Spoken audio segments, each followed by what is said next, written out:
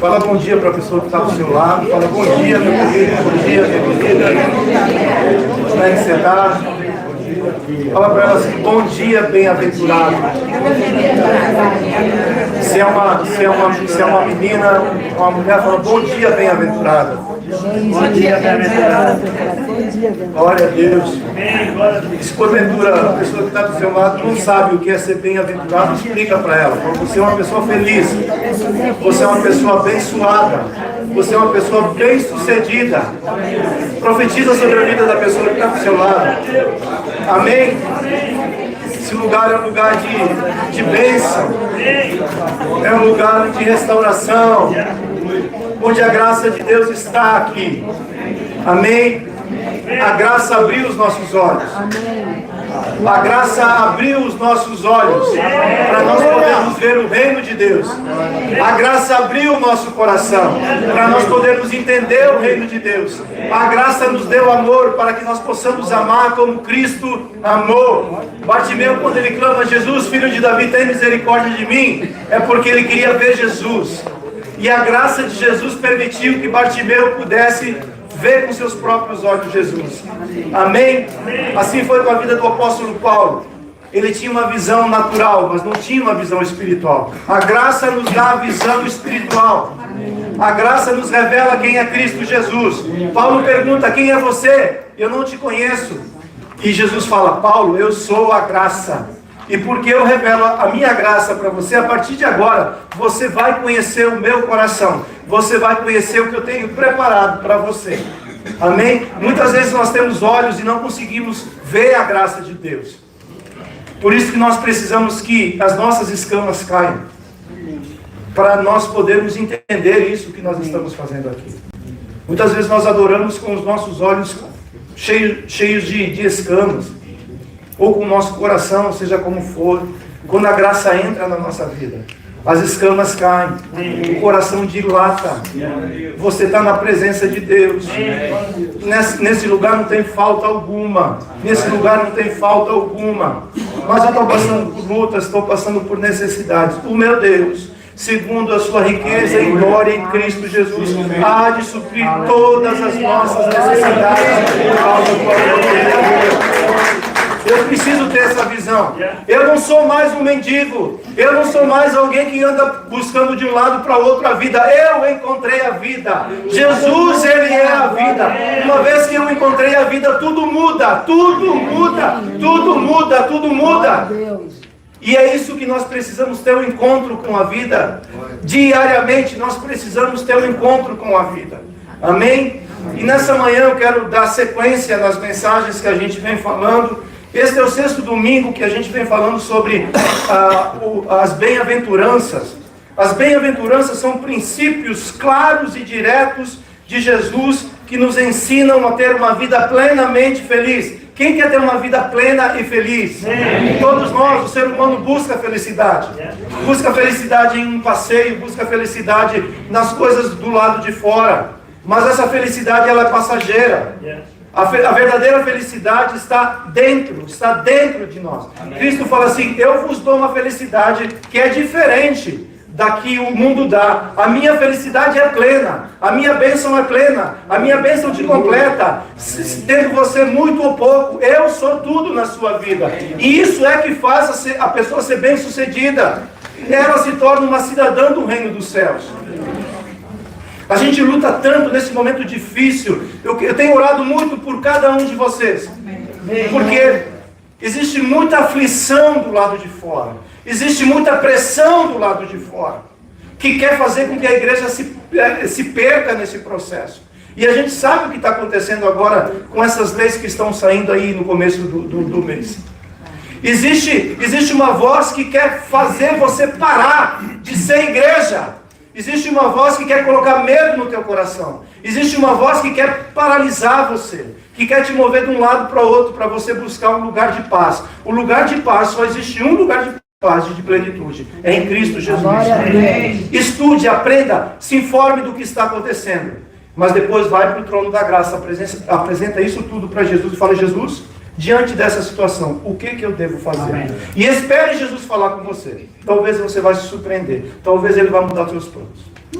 Porque é nesse lugar onde eu sou bem sucedido, é nesse lugar onde eu sou pleno, é no esconderijo do Altíssimo, eu sou escondido. Jesus me esconde, assim como Jesus escondeu Moisés no Egito. Procurava Moisés, porque Moisés era um escolhido de Deus, era um ungido de Deus, tinha propósito de Deus. Deus pegou Moisés e escondeu no Egito, ninguém encontrava Moisés. Se Deus quiser, Ele te esconde nesse momento, ninguém te encontra.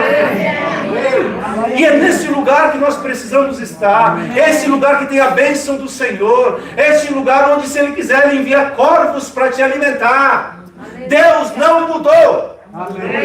Ele continua sendo o mesmo. E eu preciso ver o meu Senhor dessa forma, dessa maneira.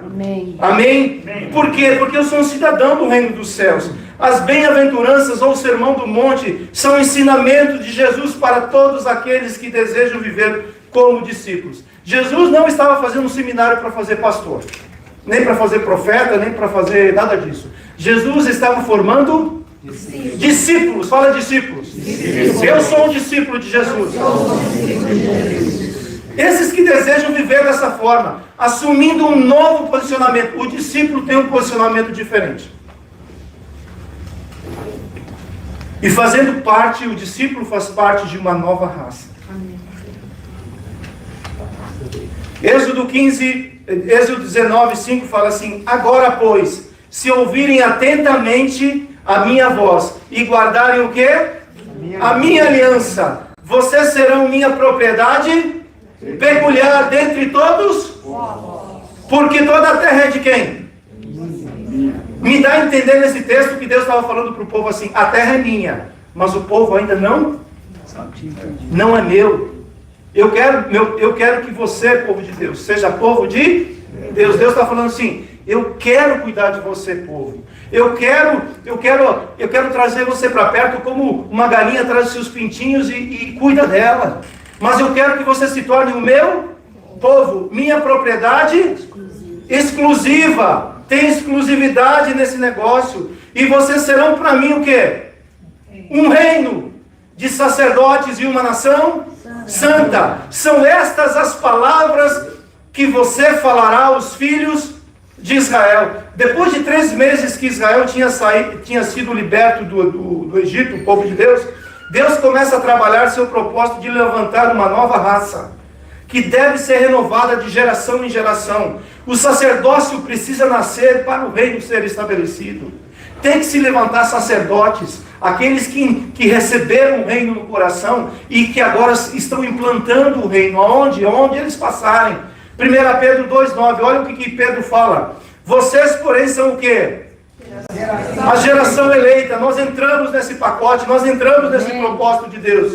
Sacerdócio, nação, povo de quê?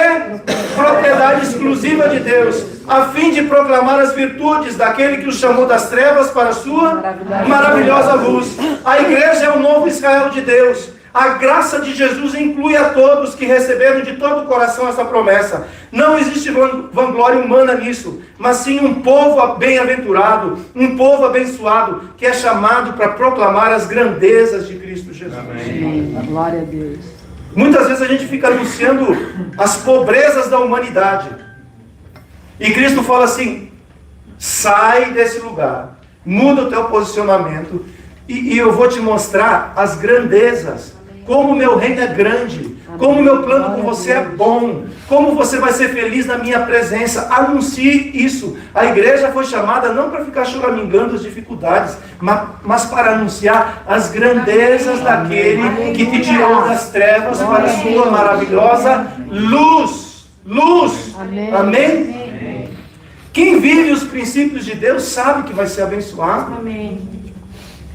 Vou para esse lugar para ver se a bênção está aqui. Vou para a igreja para buscar a minha bênção. Vou para cá. A bênção de Deus está na prática. Aquele que se coloca debaixo da obediência à palavra do Senhor, esse já é abençoado. Efésios fala que Deus nos abençoou com todas as sortes de bênçãos aonde? Em Cristo. É em Cristo. Aonde? Nas regiões celestiais. É um posicionamento. O discípulo tem um novo posicionamento. Amém. Ele entende que tudo nasce em Cristo, passa por Cristo e volta para Cristo. É um ciclo. Eu busco de Cristo, Cristo me abençoa, eu devolvo para Cristo. Eu só sou um canal da bênção de Deus. E quem vive os princípios do reino de Deus, ele é bendito no campo, ele é bendito na cidade, ele é bendito aonde ele colocar a mão, floresce. É a luz do mundo, é diferente. Primeiro princípio que a gente falou, bem-aventurados os pobres de espírito, pois deles é o quê? O reino dos céus. Ser pobre de espírito é uma condição para receber o reino dos céus. Isso significa, de maneira prática, uma profunda humildade e dependência de Deus. Segundo princípio, bem-aventurados os que choram, porque serão consolados. Naturalmente choramos quando perdemos algo de valor. Jesus está nos ensinando a chorar por quê? Roubou o nosso valor. E o que é que roubou o nosso valor? Pecado. Em Cristo nós somos restaurados. Amém. Terceiro princípio, bem-aventurados os mansos. Fala comigo que Deus está falando. Porque eles herdarão.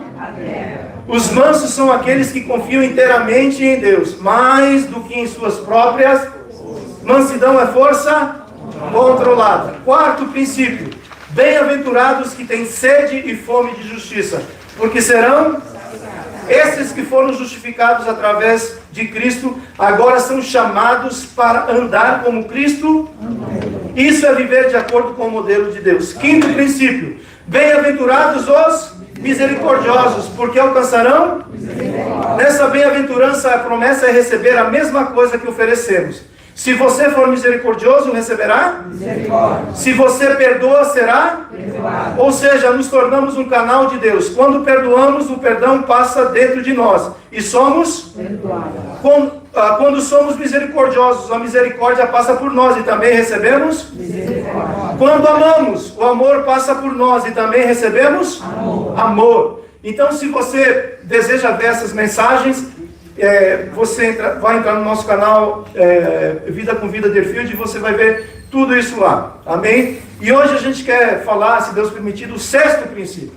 Mateus 5, verso 8 fala assim: felizes ou bem-aventurados ou bem-aventuradas as pessoas que têm um coração puro ou limpo, pois elas verão a Deus. Jesus está condicionando a pureza de coração com conhecer ou ver a Deus. Quanto mais o coração é submetido à purificação, mais claramente conseguirá ver a Deus. O que é um coração puro para Jesus?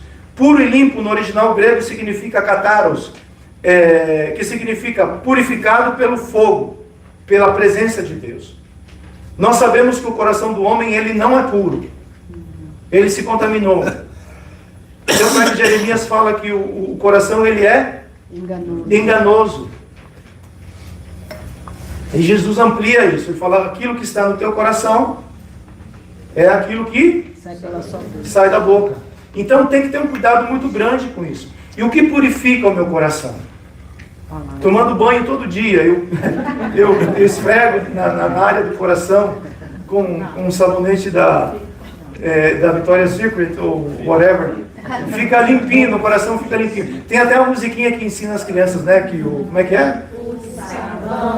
Lava meu pezinho, lava meu pezinho. Segue. Mas Jesus, pra me deixar limpinho, quer lavar meu coração. É isso daí. Então, para ficar limpinho, tem que lavar o coração. E o Espírito Santo é que faz isso através da lavagem da palavra. Lá na parte prática a gente vai tratar isso. Numa comparação como uma vinha limpa pela poda e bem preparada para carregar de frutos. No sentido levítico, que é na questão do Velho Testamento, que não torna impuro. Foi isso que aconteceu com Daniel quando ele chegou na Babilônia. Israel estava sendo cativa porque a liderança espiritual e a liderança, que era o rei, eles tinham se corrompido. E Deus leva todo o povo cativo, inclusive Daniel. Mas quando Daniel chega na Babilônia, ele sabia qual o motivo pelo qual o povo estava lá na Babilônia. E ele fala assim: eu não vou me contaminar. Eu não vou ser mais um no meio dessa roda viva. Eu não vou permitir que essa contaminação chegue no meu coração. Porque o pecado rouba a autoridade. Fala, o pecado rouba a autoridade. E Daniel falou assim, eu não vou permitir isso entrar no meu coração. Eu não vou permitir que isso contamine a minha vida. Eu vou me manter limpo diante da presença de Deus. Se manter limpo não quer dizer que você nunca vai errar. Se manter limpo é mesmo quando você erra, você conserta aquilo que você errou. Mas é alguém que deseja agradar o coração de Deus. Amém? Eticamente, livre de desejo corrupto, do pecado, livre de qualquer mistura com o que é falso, genuíno, sincero, inocente. É necessário entender que quando a Bíblia usa o termo coração, ela está se referindo ao quê? A mente. Provérbios 4:23. De tudo o que se deve guardar, guarde muito dinheiro no banco.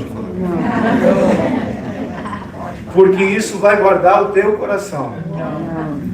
É isso que está falando? Aqui está falando que a gente precisa ter um cuidado. O coração deve ser mais cuidado do que até mesmo o seu faz-me rir. De tudo que se deve guardar, guarde bem o seu coração. Por quê?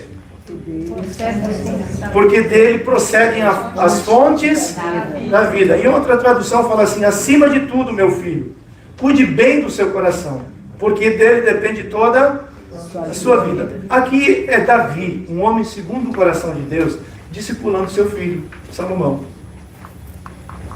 Ele sabia que Salomão tinha um propósito, porque Deus tinha profetizado isso sobre Davi. E é incrível que Davi não ensina sobre uma liderança efetiva. Davi não ensina sobre como ser bem sucedido, as 10 colunas da prosperidade, isso tudo tem por aí, né? Davi ensina para o filho dele o quê? Você quer ser próspero, você quer ser uma pessoa bem sucedida? Sobre todas as coisas, guarde o seu coração. Por quê? Porque dele vai fluir a vida. Não é assim? Quando adquirimos algo de valor, sabemos que precisamos ter um cuidado muito grande para guardar esse objeto. A palavra está nos exortando a guardar o nosso coração acima de todas as coisas, pois é através dele que flui a vida. Jesus ensina que onde estiver o coração ou a mente, aí também estará o seu tesouro. Por isso, é necessário ter cuidado ao que damos acesso ao nosso coração. Uma pergunta, quais são os acessos do coração da mente? O primeiro acesso que o coração tem é a visão. Eu estava montando essa palavra em uma outra direção. E o Espírito Santo me trouxe para cá. Porque muitas vezes nós tratamos aquilo que está no coração. E a gente sabe que aquilo que está no coração, aquilo que fez o coração ser um coração mau, foi o pecado. Né? E muitas vezes nós tratamos aquilo que está no coração e precisa ser tratado. Mas mais do que isso, nós precisamos tratar aquilo que tem acesso ao nosso coração. Porque uma vez que você limpa algo, a partir daquele momento você tem que começar a fazer manutenção, não é assim? Então não é diferente. A prevenção é melhor do que você começar a ter que tomar decisões radicais. Por isso que se a gente for fazer um diagnóstico, for fazer um exame de coração, aquele que tem uma prevenção, aquele que cuida da saúde, ele vai ter que fazer pequenos ajustes. A pessoa que não tem cuidado com a saúde vai se deparar com... Não estou profetizando nada disso, viu? Em nome de Jesus. Olha, meu coração é são. Mas pode ser que, porventura, ele traiu, ele ficou doentinho e tudo mais. Aí, uma vez que você vai para o médico, aí você é condicionado a mudar os seus hábitos para manter o teu coração vivo. Tá certo? E o Senhor está falando assim, tenha cuidado com o coração. Tenha cuidado com aquilo que está nele e tenha cuidado com aquilo que tem acesso a ele. E a primeira coisa que tem acesso ao nosso coração é a visão, o que estamos vendo.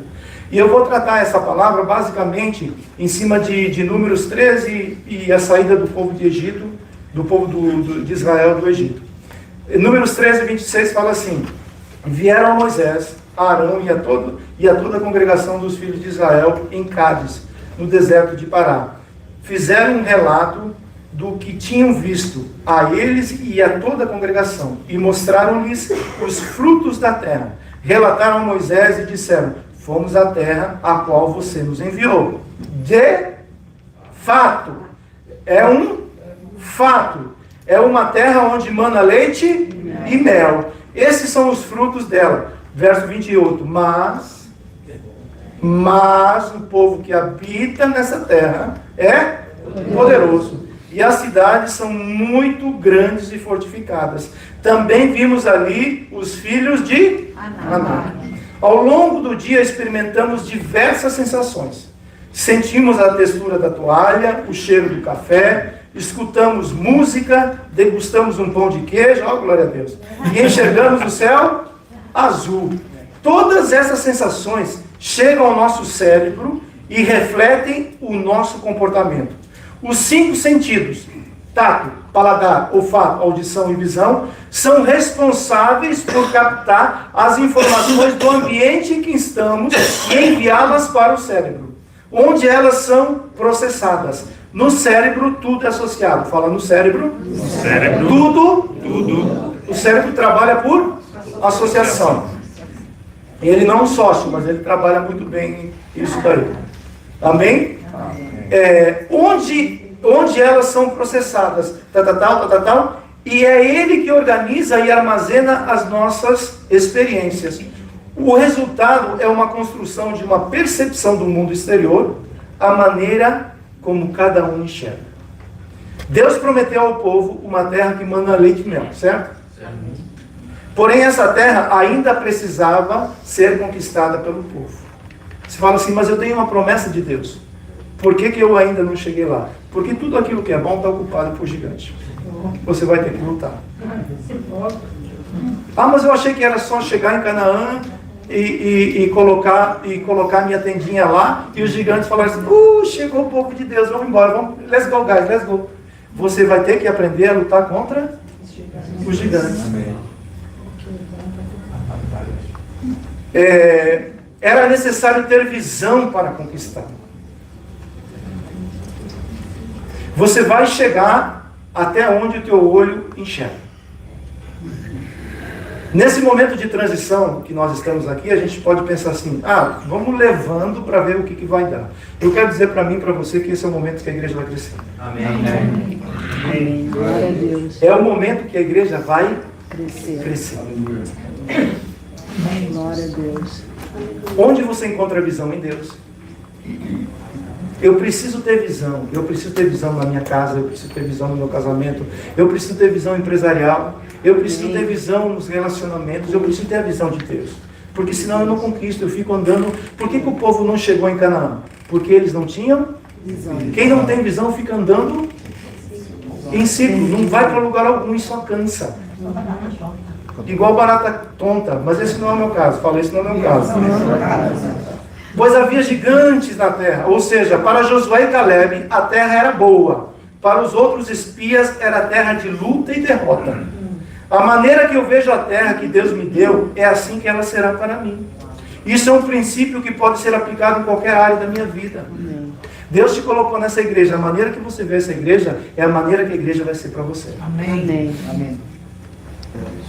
Deus te colocou no trabalho. A maneira que você vê aquele trabalho é como você vai caminhar dentro daquele trabalho. Deus te confiou dons e talentos. Confiou ou não confiou? Amém. Entregou nas tuas mãos? Amém. Ele fala assim, vai e multiplica. Só que para multiplicar tem gigante. Tem dificuldade. Tem luta, tem gente para todo lado que quer te paralisar. E eu preciso ter visão para seguir em frente. Essa visão distorcida não pode entrar no meu coração. Lucas 11:34. Os olhos são o quê? A lâmpada. Se os seus olhos forem bons, todo o seu corpo será cheio de luz. Mas se forem maus, o seu corpo ficará em...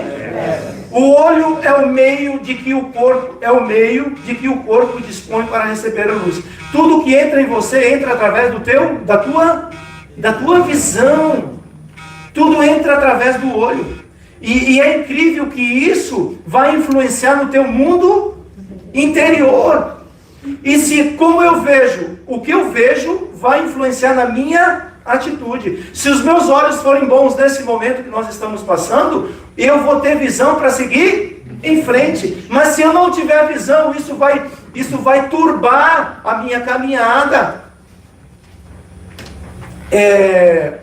Se os olhos forem maus, ou o modo de olhar é mau, as coisas serão o resultado de uma vida em trevas, tanto morais como espirituais. Então, a primeira coisa que eu preciso ter muito cuidado é com a minha visão. E depois de algum tempo, você literalmente tem que ter cuidado. Porque se eu tirar isso aqui, eu vejo homens como árvores. Eu vou falar, viu, cara? Jonas. E eu não vou saber nem onde que é a porta de saída. Então eu preciso receber visão. E essa visão vem do Senhor. Amém. Amém. Quando Abacuque ele estava no momento de crise, sem visão. O profeta estava sem visão. Estava ou não estava? Ele estava falando, não dá certo, Senhor. Não está dando certo. Aí o que Deus fala? Eu preciso ajustar o teu foco, Abacuque. Fala para você mesmo, eu preciso ajustar o teu foco. Talvez hoje é o dia que Deus quer ajustar o meu foco e o seu foco. Para colocar a visão no lugar certo. Amém. E depois que ele subiu, depois que ele apresentou a queixa, aí Deus começa a falar, escreve, porque a visão, ela é verdadeira e vai se cumprir. Aleluia, glória a Deus. Vai se cumprir na vida de quem? Na vida daqueles que creem. Amém. Na vida daqueles que falam assim, eu sou um doido que creio nisso, Deus. Amém. Eu sou um doido que, mesmo não vendo a figueira florescendo agora, eu creio que ela vai florescer. Glória a Deus.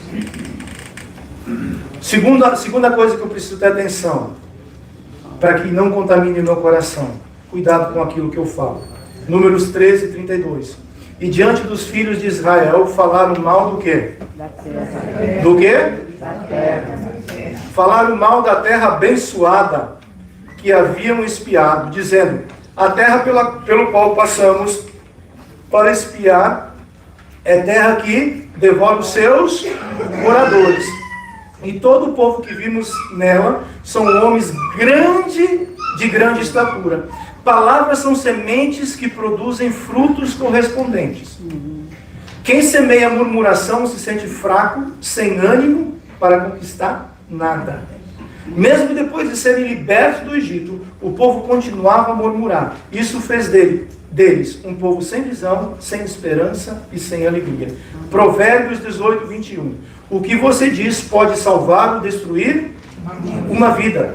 Portanto, use bem as suas palavras e você será recompensado. Vou parafrasear esse versículo. O que eu falo edifica ou destrói a minha vida e a dos outros. A minha palavra tem poder. Números 14, 2. Todos os filhos de Israel murmuraram contra Moisés e contra Arão. E toda a congregação lhes disse, quem dera tivéssemos morrido aonde? Ou mesmo aonde que eles morreram todos? Sabemos que essa profecia do povo se cumpriu. Tinha uma profecia de Deus sobre o povo. Essa se cumpriu? Não. Qual que foi a profecia que se cumpriu? A da boca do povo. Não foi Deus que os impediu de entrar na terra. Quando essa semana o Senhor entregou isso para mim, eu falei, Deus tem misericórdia da minha vida. Não foi Deus que impediu o povo de entrar na terra, foi a própria boca deles que impediu deles entrarem na terra que mana leite e mel. Somente Josué e Caleb, que nome bonito, entraram em Canaã. Por que Josué e Caleb entraram em Canaã?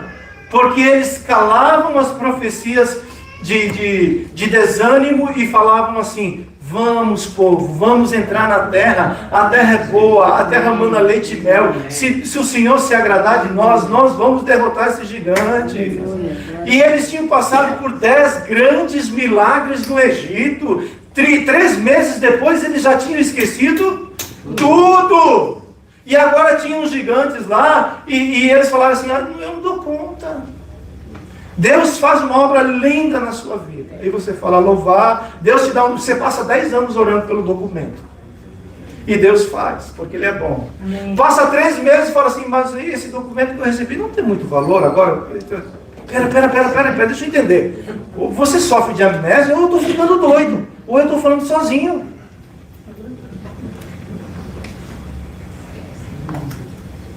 Eu preciso ter muito cuidado com isso, bem. Preciso ter muito cuidado. Cuidado com aquilo que você fala para os teus filhos. Cuidado com aquilo que você fala para tua filha. Cuidado com aquilo que você fala para tua esposa. Aí você precisa ter muito cuidado. Ou vice-versa. Vice-versa. Vice-versa, é verdade. Vice-versa. Cuidado. Bem. Cuidado com aquilo que você fala contra o teu irmão. E quando você vai ler, você vê que esse povo começou a murmurar dentro de casa. Isso enfermou o povo todo. O povo todo. E eles foram influenciados por 10 líderes que não tinham visão. Todo Israel não entrou em Canaã por causa de 10 líderes que não tinham visão. E começaram a profetizar que aquilo que aconteceu. Era melhor morrer no Egito. Era melhor ficar lá no Egito. Ou senão no Egito vão morrer todo mundo aqui no deserto. Você chegou aqui nessa terra? Amém. Essa é uma terra que manda leite e mel, depende da tua visão. Amém. Essa é uma terra difícil, ninguém conquista nada aqui. Sabe o que você vai conquistar? Nada. Para o Brasil. Chega um tempo que você cansa. Tem dificuldades? Tem. Quando você olha para pessoas que chegaram a 20 e 30 anos e alcançaram uma posição, e você fala assim, eu quero chegar aí, mas são 25 anos. Você precisa trilhar o teu caminho. E trilhar o teu caminho sem visão, você vai paralisar diante das dificuldades. Eu preciso entender isso. Aquilo que Deus fez na sua vida, fez na minha vida, Deus, Ele é justo.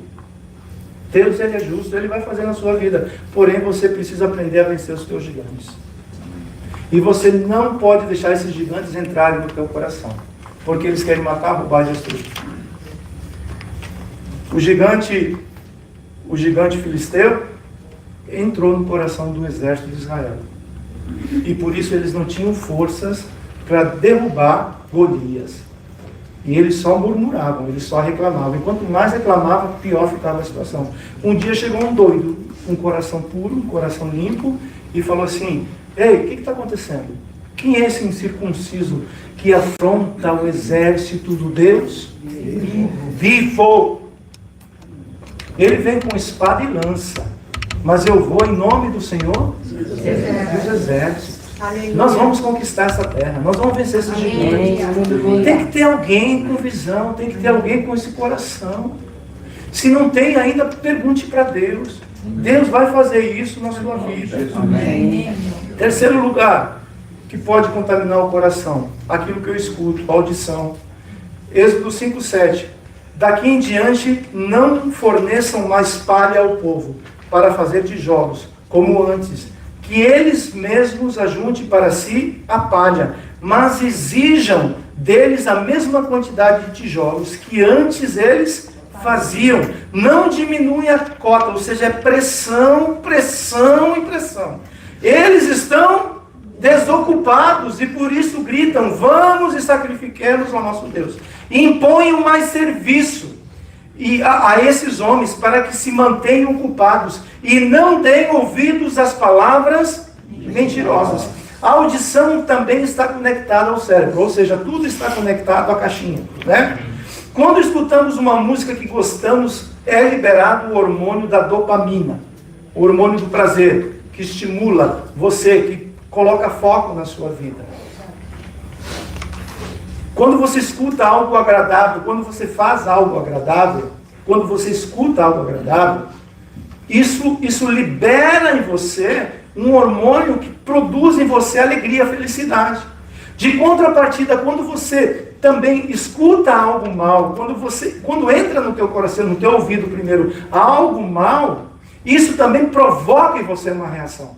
Porque o cérebro, ele trabalha por associação, e ele vai classificando isso no teu cérebro. E é incrível que o problema é que depois que isso entrou no teu cérebro, isso vai provocar em você uma reação, ação e reação. Então o que eu escuto influencia muito no meu coração. Ou seja, o que escutamos pode nos influenciar de maneira positiva ou negativa. Esse povo somente escutava palavras negativas que jamais iriam conquistar nada, somente serviam para ser escravos, não passavam de desocupados. Essa era a informação que o cérebro registrava na mente do povo. E mais uma vez, às vezes a gente não escuta uma palavra tão ruim, mas é uma palavra que ela entra atravessada no coração. Você entende o que eu estou falando? Não. Nesse momento eu tenho a oportunidade de tirar essa semente ou deixar ela crescer no meu coração. Então, sobre tudo que se deve guardar, guarde bem o seu coração. Através daquilo que você vê, através daquilo que você ouve, e através daquilo que você fala. Porque isso vai produzir uma autoimagem em você. A maneira que você vê, a maneira que você fala e a maneira que você escuta vai determinar o teu comportamento. Números 13:31. Porém os homens que tinham ido com ele disseram: não podemos atacar aquele povo, porque é mais forte do que nós. A nossa autoimagem é formada ao longo da vida, principalmente na infância. Uma vez formada, irá condicionar todo o nosso comportamento. Para uma autoimagem distorcida, os gigantes sempre serão invencíveis. Quando a autoimagem está distorcida, eu não consigo vencer os gigantes que se apresentam na minha vida. Gideão era um valente que tinha uma autoimagem distorcida, dele mesmo e de Deus. Ele era o menor dos menores, insignificante, e Deus era duro e cruel. Juízes 6:15. Gideão respondeu: Senhor, como posso libertar Israel? A minha família é a mais pobre da tribo de Manassés. O problema não é nem a minha família, o problema sou eu. Eu sou a pessoa menos importante da minha família. Será que realmente o pai falou: Gideão, você não tem valor aqui em casa? A mãe falou: Gideão, você não tem valor aqui em casa? Será que foi isso? Talvez. Ou talvez Gideão também se sentia assim. Aprende inglês. Speak English. Como que eu vou speak English? Se enrola a língua. Quando eu olho para os meus antepassados, não tem nenhum que veio da linhagem real. Bem assim. É como você se vê. Deus não te vê assim. Amém. Deus não te vê assim. Quando Deus olhava para Gideão e ele falou assim: um homem valente, um homem que tem valor na terra.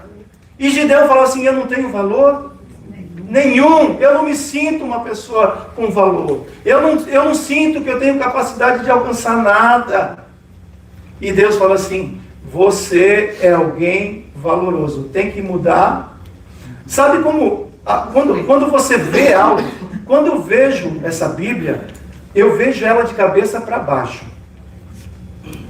Quando essa visão chega no meu cérebro, o meu cérebro ajusta a visão. Eu vejo tudo de cabeça para baixo. Eu vejo tudo torto. Mas quando essa visão chega até Deus, Ele ajusta a visão. Amém. E te mostra quem você é. Amém. E a partir desse momento que você fala: I'm here, I'm gonna do this, I'm gonna do this, I'm gonna speak English. I don't care if they say you have a broken English. I don't care. I will speak English. Sooner or later I will speak English. It's okay. É um desafio que você precisa vencer. Fecha os teus ouvidos, fecha os teus olhos e segue em frente. E speak English. Even if you said speak English. Profetiza sobre você mesmo. Coloca a mão na tua cabeça e fala assim: cabecinha ou cabeção? You're gonna speak English. Jovens, você precisa estudar. Vai para a escola. Eu não sei falar inglês. I don't care. Vai estudar, meu filho.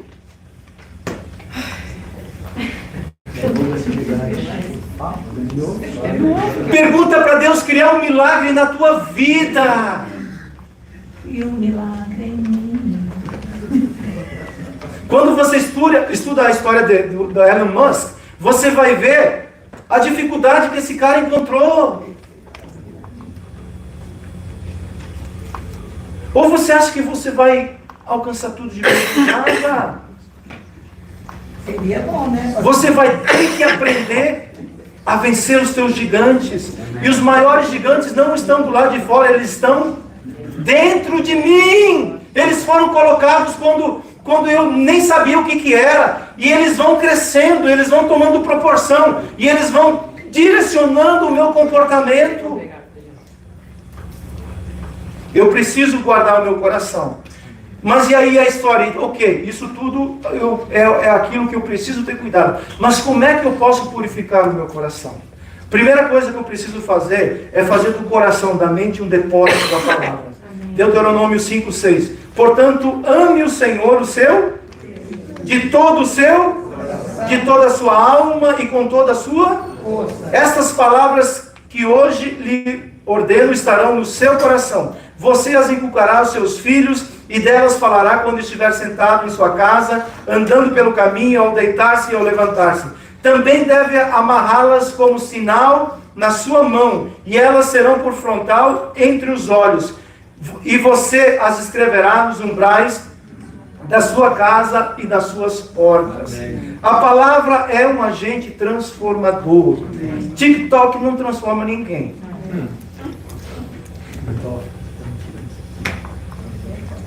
Eu gosto tanto do TikTok. Eu também. Mas isso is gonna be just to waste your time. Mas eu sou um jovem. I like TikTok. It's okay. Fill your heart with TikTok and then you see what's gonna happen. A palavra é um agente transformador. Por isso, quando a mente se torna um depósito da palavra, a sabedoria irá fazer parte das nossas decisões. Não iremos decidir mais pelos sentidos humanos. Sabe aqueles 5 sentidos? Não é mais através disso. Mas pela rica e poderosa palavra de Deus. Colossenses 3,16. Que a mensagem de Cristo, com toda a sua riqueza, viva no seu coração. Ensinem e instruam uns aos outros com toda sabedoria. Cantem salmos, hinos e cânticos espirituais. Louvem a Deus com gratidão no coração. Mateus 28:20. Ensinando-os a guardar todas as coisas que tenho ordenado a vocês. E eis que estou com vocês todos os dias até ao fim dos tempos. O ensino de Jesus está sob minha custódia. Sabe o que é uma custódia? Sabe o que é uma custódia, irmão? Deixa eu escolher alguém. Zé, essa Bíblia, ela está sob a sua custódia. A partir desse momento, depois do culto você devolve. A partir desse momento, essa palavra está sob a custódia de Jay. Deus pegou toda a escritura e colocou no teu colo e falou assim, está sob a sua custódia. Cuide bem. Cuide bem dela. Porque ela vai fazer de você uma pessoa rica. Você não vai ter falta nenhuma com essa fonte nas tuas mãos. Amém, glória a Deus. Faça do teu coração um depósito da palavra e não um lixo da rede social. Enche o teu coração da palavra. Eu não posso ir na rede social. Vai lá, cara. Você está com tempo? Eu não tenho tempo. Você está com tempo? Vai lá. E tome cuidado para que os nossos filhos não enchem o coração deles com esse negócio também. Mas é tão bom, eu dou um aparelho para eles e me deixam quieto. Eles vão te deixar quieto agora, mas talvez, não sei como é que vai acontecer no futuro. Então, pai, o ensino começa em casa. Amém.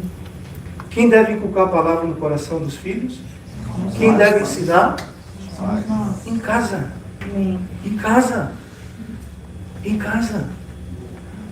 Ela tem que entrar. Se ela não entrar, ela não transforma. A semente que cai na superfície, ela não produz? Não produz? Nada. Ela rouba. A semente que cai entre os espinhos fica sufocada. Entre as rochas não produz raízes. Mas a que cai em boa terra, essa sim, o seu tempo vai frutificar. Coloca a mão sobre o teu coração e fala assim: Senhor, faz do meu coração uma boa terra. Da mesma maneira, a minha mente. Amém? Devo guardar com cuidado e vigilância. Jesus sempre deu muita importância à grande compreensão dos seus ensinamentos, pois através deles é que a mente é transformada. Números 13:30. Então Caleb fez calar o povo, homem de Deus, diante de Moisés e disse: vamos subir agora e tomar posse, porque somos perfeitamente capazes de fazer isso. Tem que ter um doido para falar, às vezes em quando, essas coisas. Ah, mas tem dificuldade. Segue em frente. Diga ao povo que marchem, gente. Nós temos tantas lutas. Se parar para contar cordeirinho, ah, meu Deus do céu. Diga ao povo que siga em frente. Com a mente transformada, os gigantes eles vão ser vencidos. Uma mente transformada valida as promessas de Deus através da fé. Depois de 45 anos, chegou o momento de tomar posse da promessa, literalmente. Porém, sabemos que desde o princípio, desde o primeiro dia que Caleb esteve em Canaã, a sua mente transformada estava apta para viver no Monte Hebron. A mente renovada traz força e vigor físico. Amém. Uma mente cansada, ela cansa o teu físico. Por isso que a mente renovada, ela está querendo sempre conquistar algo mais. Se passaram 45 anos. Caleb viveu o que todo mundo viveu no deserto. Josué viveu o que todo mundo viveu no deserto. Eles não foram tirados do deserto. Eles foram luz no meio do deserto. Mas esses caras, eles fizeram algo diferente. O que eles fizeram diferente? Que o comportamento teve um resultado diferente. Se eu fizer o que todo mundo faz, eu vou ter o mesmo resultado de todos. Josué e Caleb, eles faziam um negócio diferente. Eles mudaram a mente deles. Eles guardaram a palavra no coração deles. Josué 14:9, olha só. Então Moisés naquele dia jurou dizendo: certamente a terra em que você pôs os pés será sua e de seus filhos. Isso foi antes deles voltarem para Canaã e tomarem posse literalmente. Ele entrou lá e falou assim: essa terra Deus vai me dar, porque é a promessa de Deus. Eles voltaram com um relato falando assim: a terra é boa e nós gostamos de lá. E Hebron e Caleb já escolheu um lugar para ele morar. Eu quero morar no monte onde mais tinha gigantes, onde mais tinha dificuldades, onde o milagre tinha que ser maior. Você está entendendo o que é que desenha? E Caleb fala: eu quero o monte de Deus, o Hebron de Deus. Aleluia. Eu quero viver perto de Deus. Aleluia. Eu quero morar perto de Deus. Certamente a terra em que você pôs os pés será sua e de seus filhos, em herança perpétua. Pois você perseverou em seguir o Senhor meu Deus. E agora eis que o Senhor me conservou com vida, como prometeu. 45 anos se passaram desde que o Senhor falou essas palavras a Moisés, quando Israel ainda andava no deserto. E agora, eis que estou com 85 anos, estou forte, hoje como no dia em que Moisés me enviou. Uma coisa é a força do envio. Quando Deus te envia, você está cheio de gás, não é não? O desafio é manter essa força. 45 anos, o cara era doido. O doido falou assim, eu ainda continuo doido por aquilo que Deus me entregou para fazer. O meu coração ainda está cheio de vontade de ver a promessa se cumprir. Ah, mas tem muito... Sempre vai ter. A questão não é o que os outros estão fazendo. A questão é como está o teu coração. Você guardou o teu coração, ele está puro. Isso vai fazer de você alguém que vai conquistar. Verso 12. Dê-me agora este monte de que o Senhor falou naquele dia, pois naquele dia você ouviu que lá estavam os anaquins, morando em cidades grandes e fortificadas. Se o Senhor, Deus, estiver comigo, poderei expulsá-los como Ele mesmo prometeu. Amém. E por último lugar, uma vez que eu faço do meu coração um depósito da palavra, essa palavra vai mudar a minha maneira de pensar, vai mudar os meus conceitos. O que tratava mal a esposa, pela palavra, não vai ser alguém que fala assim, você tem que parar de tratar mal a esposa, cabeção. Isso é imposição, isso não funciona.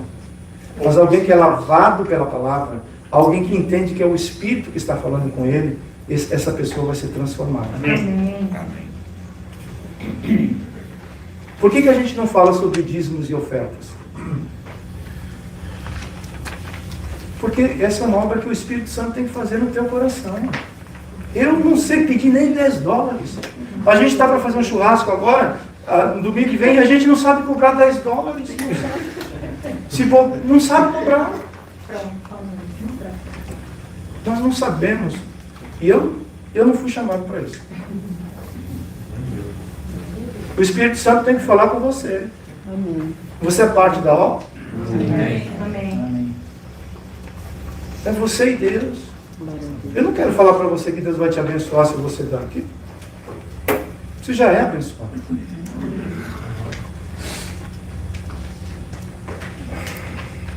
E por último, é preciso andar em santidade. Eu faço do meu coração o depósito da palavra. Eu mudo a minha mente. Isso vai me levar a viver de maneira diferente. Amém. 1 Pedro 1,13. Por isso, preparando o seu entendimento, sejam sóbrios e esperem inteiramente na graça que lhes está sendo trazida na revelação de Jesus Cristo. Como filhos obedientes, não vivam conforme as paixões que vocês tinham anteriormente, quando ainda estavam na ignorância. Pelo contrário, assim como é santo aquele que os chamou, sejam santos vocês em tudo o que fizerem, porque está escrito, sejam santos porque eu sou santo. Santidade é viver separado das coisas do mundo, do sistema caído, para viver em comunhão com Cristo e com o corpo. Eu já sei, vou viver separado, não vou me relacionar com ninguém. Não, isso não é o que a palavra fala. Você deve viver separado das coisas do mundo. Você pode todas as coisas, mas porque você é um homem de Deus, porque você é uma mulher de Deus, nem tudo te convém. Porque eu quero agradar o meu Deus. Eu não estou aqui para colocar para ser um sepulcro caiado, ou seja, bem vestidinho por fora, né? E não cuidar do meu, não cuidar com aquilo que eu falo, não cuidar com aquilo que eu escuto, não cuidar com aquilo que eu vejo.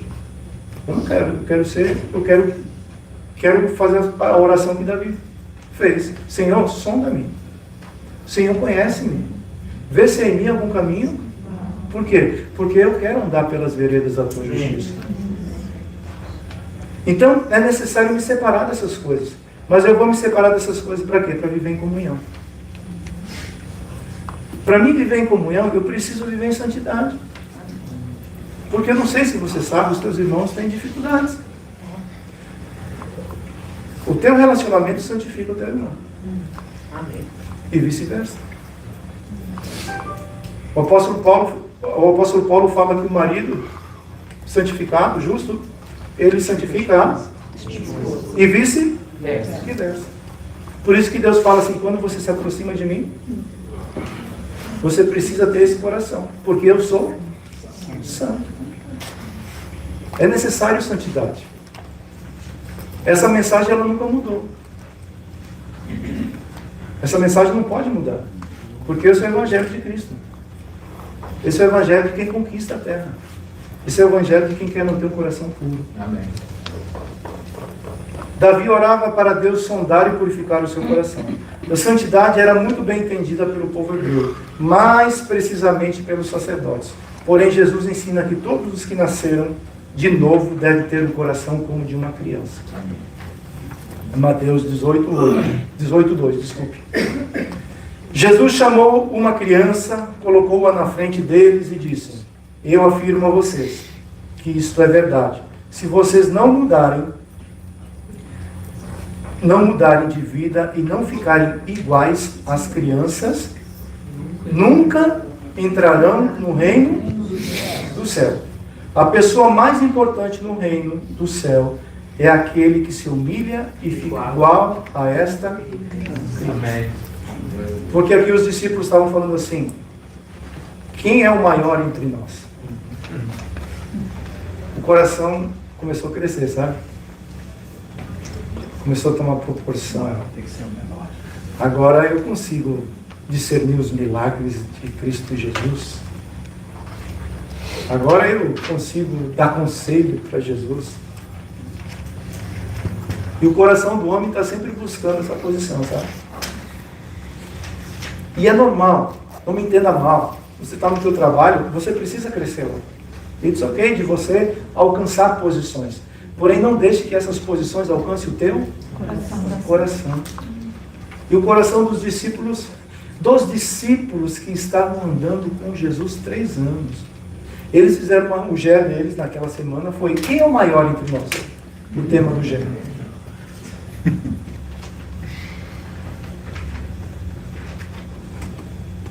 E Jesus chamou a turma. Volta e meia Jesus tem que chamar a turma.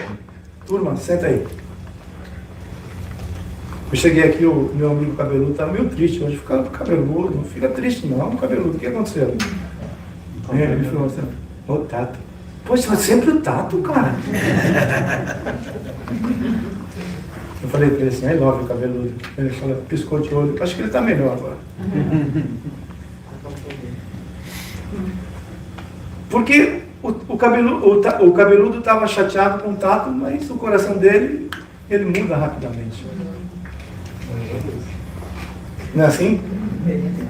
Quando o marido fica chateado com a esposa,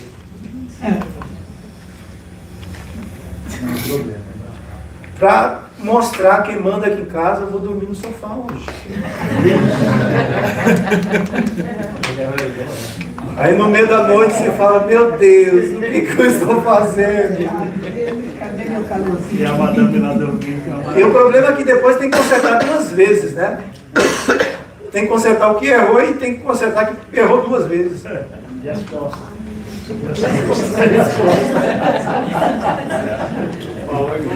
Mas eu posso falar assim: quer saber de uma coisa? Eu vou ficar por aqui mesmo, rapaz. Quem manda aqui sou eu. Eu vou impor as coisas.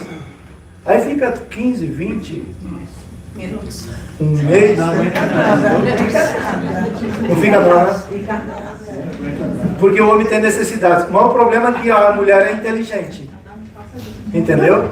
Aí quando você bate na porta, ela fala: tá trancada. Não vai entrar não. O que você quer? Não precisa nem perguntar. O homem é um predador.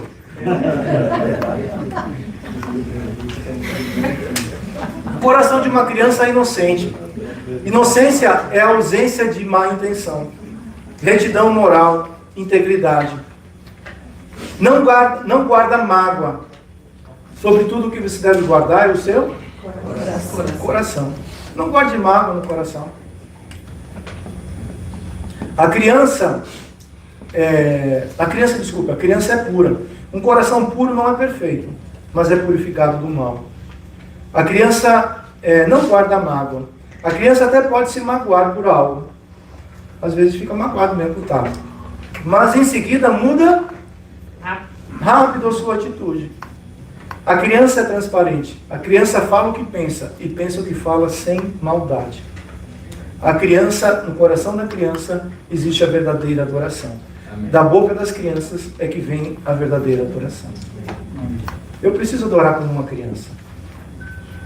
Eu preciso ser transparente como uma criança. Eu não posso guardar mágoa no meu coração. Eu preciso manter o meu coração puro. E eu preciso ser alguém inocente. Mas como que eu sou inocente se eu preciso, de certa forma, me proteger, né? Contra a maldade? Você não vence o mal com o mal. É porque naturalmente o mal está no coração do homem. O homem pensa mal, ele vê mal e ele escuta mal. Quando ele olha para uma pessoa, a primeira coisa que ele faz é julgar. Esse é o coração. Não, eu não sou assim. Glória a Deus, que Deus mantém teu coração puro. Olhe por mim. Porque nós andamos por aparências.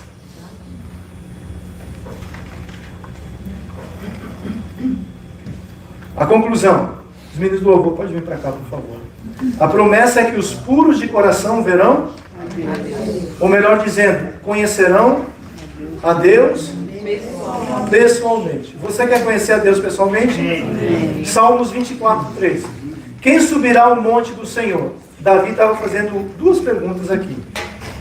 Quem há de permanecer no seu santo lugar? Não é só subir, é permanecer. É subir e permanecer. Aí ele mesmo responde: o que é limpo de mãos e puro de coração, que não entrega sua alma à falsidade, nem faz juramentos com a intenção de enganar. Este receberá do Senhor a bênção e a justiça de Deus, da sua salvação. Esta é a geração dos que o buscam, dos que buscam a face do Deus de Jacó. Amém. Moisés, em certo momento, Deus falou para ele assim: Moisés, eu vou abençoar o povo. Eu prometi que eu vou abençoar o povo. Eu vou abençoar o povo. Mas só que tem uma coisa: eu não vou ir com você, Moisés. Eu não vou estar no meio de vocês. Eu vou enviar um anjo para me representar. O que Moisés falou? Não digo. Quando você me chamou lá na sarça, você falou que estaria comigo? Todos os dias. O meu negócio é contigo, Deus. Se o povo quer, se o povo não quer, essa é uma outra história. Aqui o povo quer. Mas em primeiro lugar, eu quero a tua presença. E Moisés conseguiu mudar o coração de Deus. Um coração puro, ele muda até mesmo a intenção de Deus. E Deus fala: eu vou com você, Moisés. Você ganhou. Eu vou contigo. Eu vou contigo por causa do teu coração, Moisés. Eu quero andar contigo. Eu quero te abençoar. Eu quero... Aí Moisés vai entrando. Moisés era um entrão. Já que você vai comigo, Deus, eu quero te conhecer. Eu não quero andar contigo só de ouvir falar do que os outros falam. Eu quero te conhecer. Moisés, ninguém conseguirá ver a minha face lá no Velho Testamento sem morrer.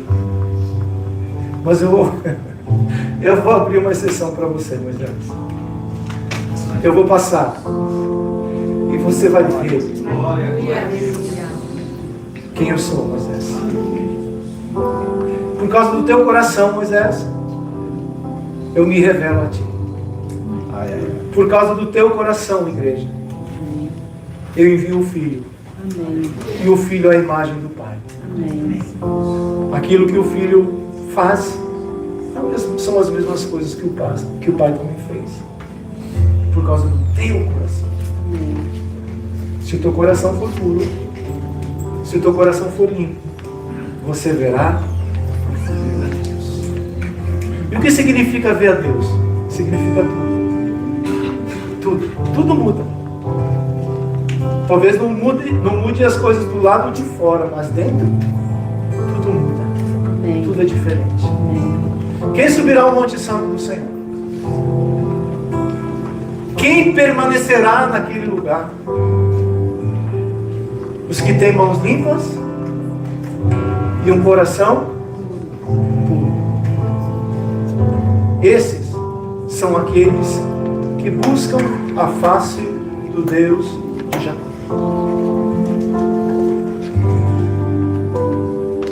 Os meninos vão estar ministrando louvor. E depois um deles vai fazer uma oração por mim e por você.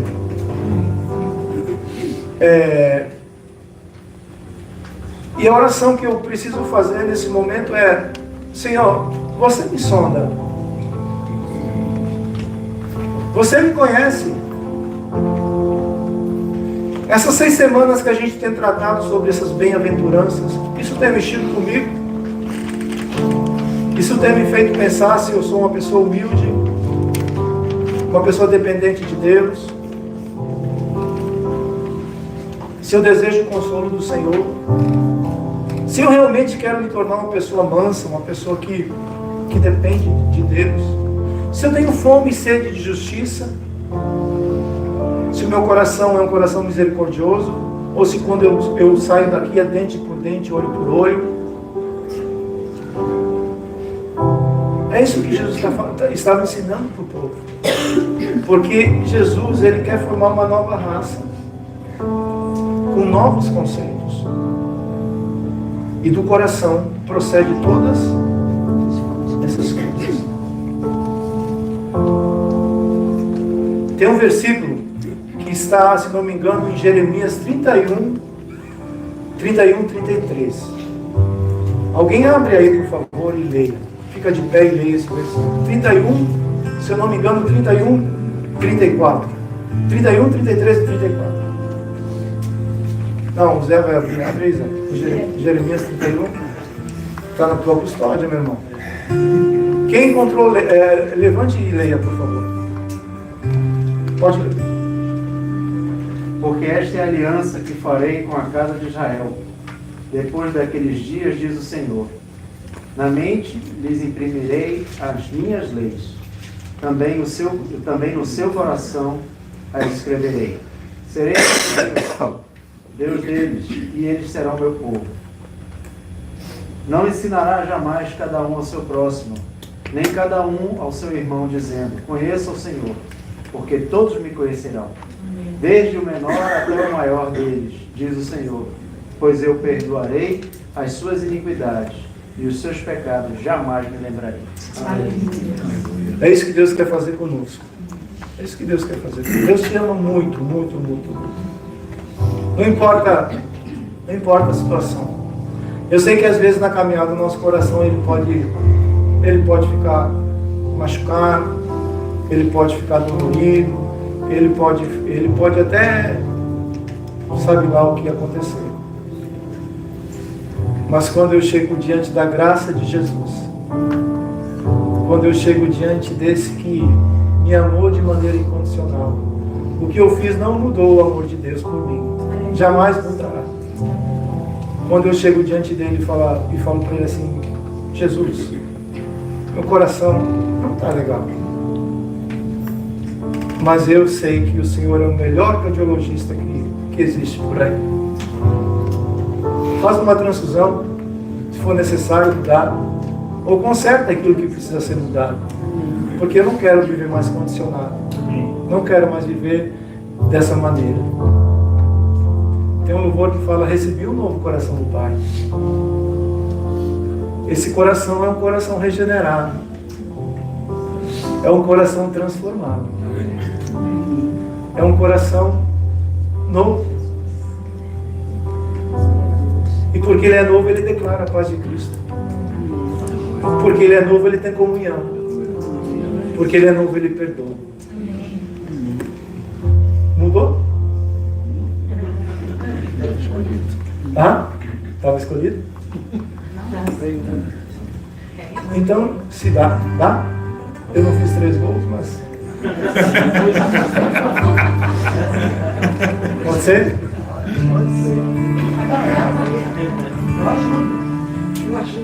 Logo em seguida da ministração, o Denis tem liberdade para poder orar por nós. Amém? Que Deus abençoe a todos. Amém.